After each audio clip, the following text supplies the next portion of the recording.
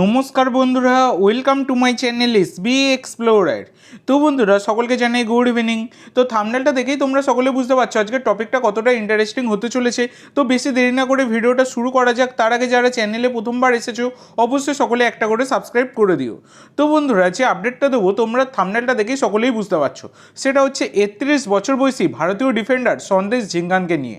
তো সন্দেশ ঝিঙ্গান তিনি বর্তমানে এফসি গোয়ার সাথে যুক্ত রয়েছেন এবং এফসি গোয়ার সাথে তার কিন্তু 2026-এর 31শে মে অবধি চুক্তি রয়েছে। তো সন্দেশ ঝিঙ্গান কী ধরনের ডিফেন্ডার সেটা বলার আর কিন্তু অপেক্ষা রাখে না, কারণ সন্দেশ ঝিঙ্গান একজন বিদেশি ডিফেন্ডারের সমান কিন্তু ডিফেন্স করতে পারেন। দুর্দান্ত ডিফেন্ডার তিনি, ডিফেন্সে থাকা মানে একটা ডিফেন্সের স্তম্ভ সেটা বলাই যায়। আর মোহনবাগান ম্যানেজমেন্ট তারা কিন্তু নতুন ভারতীয় ডিফেন্ডারের খোঁজে রয়েছে। এবার সেই কারণে শোনা যাচ্ছে বর্তমানে দাঁড়িয়ে যে এই সন্দেশ ঝিঙ্গানকে কিন্তু আবার টার্গেট করতে চলেছে মোহনবাগান, এবং মোহনবাগানের কোচ মলিনা তাকে কিন্তু দলে চাইছে। এই হচ্ছে ব্যাপার। এবার যেহেতু তিনি চুক্তিবদ্ধ প্লেয়ার, তাই তাকে দলে নিতে গেলে কিন্তু একটা হিউজ ট্রান্সফার ফি কিন্তু এফসি গোয়াকে পে করতে হবে। এবার মোহনবাগান ম্যানেজমেন্ট তোমরা সকলেই জানো, টাকা পয়সার ব্যাপারে কিন্তু কখনোই পিছু পাওয়া হয় না, যেখানে ভালো প্লেয়ার তারা পায়। তো সেক্ষেত্রে শোনা যাচ্ছে সামনের সিজনে মানে সামার ট্রান্সফার উইন্ডোতে এই সন্দেশ ঝিঙ্গানের জন্য ঝাঁপাতে চলেছে মোহনবাগান, এবং তার জন্য একটা হিউজ পরিমাণে ট্রান্সফার ফি কিন্তু দিতেও রাজি মোহনবাগান ম্যানেজমেন্ট, যেটা কিন্তু শোনা যাচ্ছে।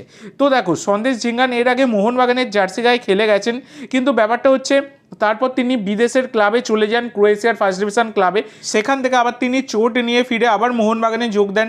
মোহনবাগানে খেলার পর তাকে কিন্তু জিজ্ঞাসা করা হয়েছিল যে তিনি কি আর বিদেশে যেতে চান নাকি ভারতেই থাকতে চান।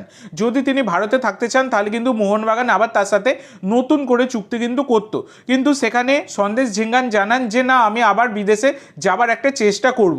সেই কারণে কিন্তু মোহনবাগান তাকে নিয়ে রিস্ক নেয়নি, তাকে ছেড়ে দিয়েছিল। কারণ মাঝপথে যদি হঠাৎ করে দল ছাড়ে তাহলে কিন্তু খুবই প্রবলেম হয়, যেরকমটা তার আগের বছর ফেস করেছিল যখন সন্দেশ ঝিঙ্গান দল ছেড়েছিল, মোহনবাগান ছেড়েছিল সেই সময়টা।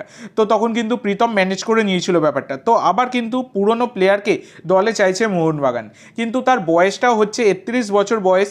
এবার তাকে কি হিউজ পরিমাণে একটা ট্রান্সফার ফি দিয়ে ফেরানো উচিত সামনের সিজনে মোহনবাগানে? তোমাদের কি মনে হয় এই বিষয়ে অবশ্যই সকলে কমেন্ট করে জানাতে ভুলো না। তো আজকের জন্য এইটুকু বন্ধুরা, ভিডিওটি ভালো লাগলে অবশ্যই লাইক করো, শেয়ার করো। আমার চ্যানেলে প্রথমবার এসে থাকলে চ্যানেলটি সাবস্ক্রাইব করো আর কমেন্ট করে জানাও ভিডিওটি কেমন লাগলো। ধন্যবাদ।